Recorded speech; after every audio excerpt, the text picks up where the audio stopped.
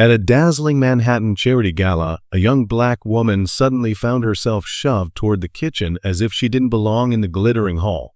"You shouldn't even be here," sneered Eleanor Whitford, the glamorous but ruthless event organizer. "Someone like you is here to serve, not to attend." With dozens of eyes silently following her, Alicia Grant, 31, clutched a crystal tray and held her head high. She was the only black guest in the room filled with politicians, investors, and high society elites sipping $1,000 champagne.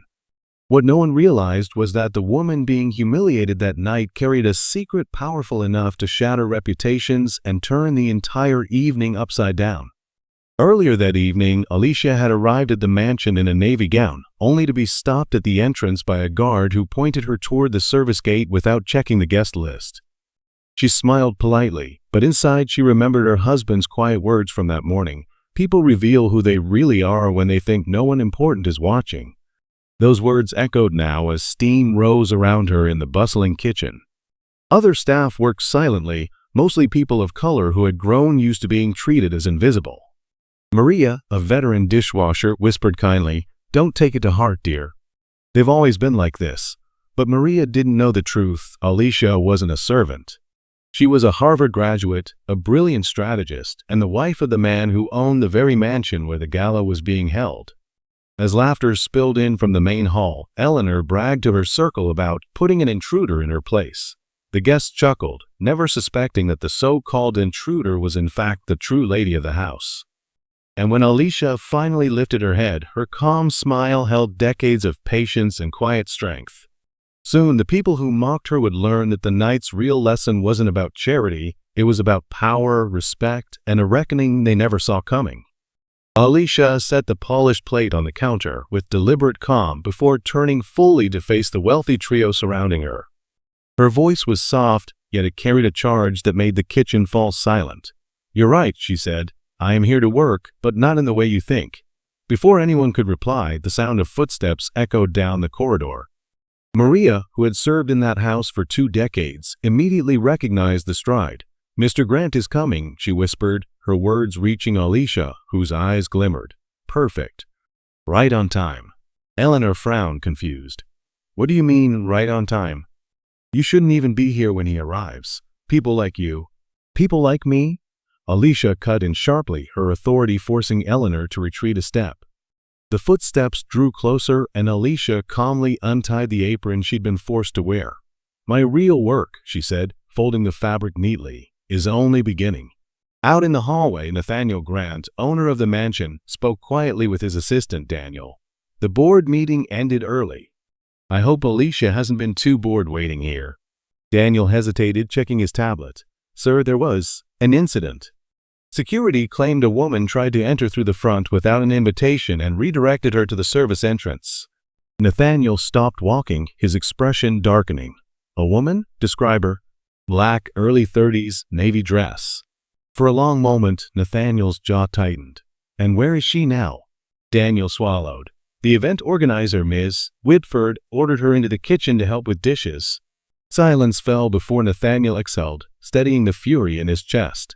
"Daniel," he said in a low, icy tone, "document every word spoken tonight. Every person involved, every detail." Without waiting for a reply, he strode toward the kitchen, his pace quickening. "Because my wife has been forced to wash dishes in her own home."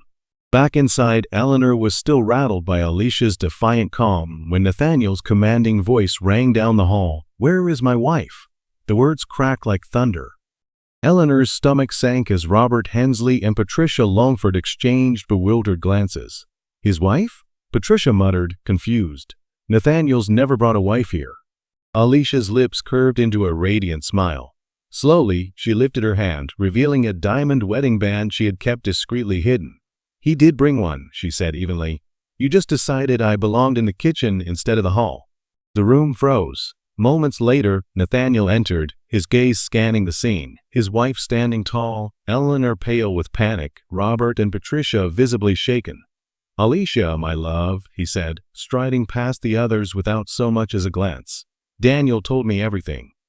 Are you all right?" "I'm perfectly fine," Alicia replied with serene confidence. "In fact, it's been very educational."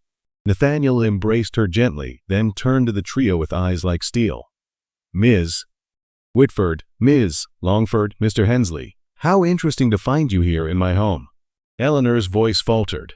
We didn't know. Didn't know what? Nathaniel snapped. That my wife deserves basic respect? Or just that she's my wife? Robert's arrogance melted into pleading. Mr. Grant, it was a misunderstanding. If you had known, Alicia interrupted softly, you would have acted differently. That's exactly the problem. You only treat people with dignity when you think they have power. On the counter, Alicia's phone blinked, a recording device capturing every insult, every sneer. Nathaniel noticed, a cold smile forming. Daniel, he ordered, bring me your tablet. We've got calls to make.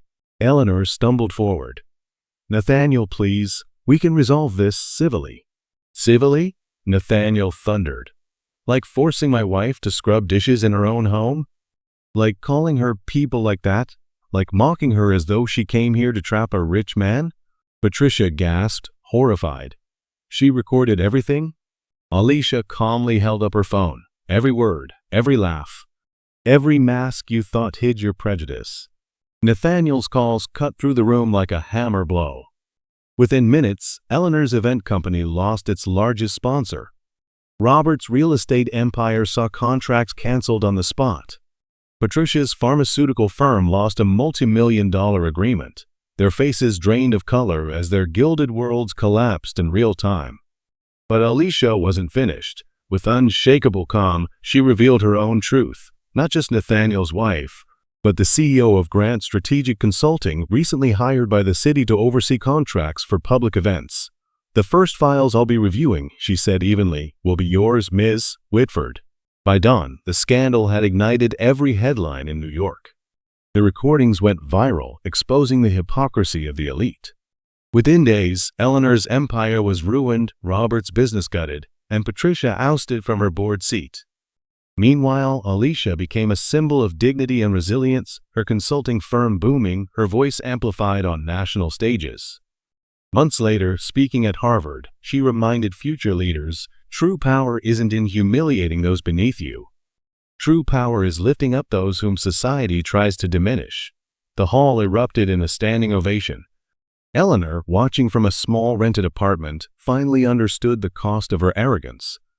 Alicia hadn't just defended herself, she had changed the rules for everyone who would come after her. What began as humiliation in a kitchen became a movement that reshaped lives far beyond that mansion's gilded walls.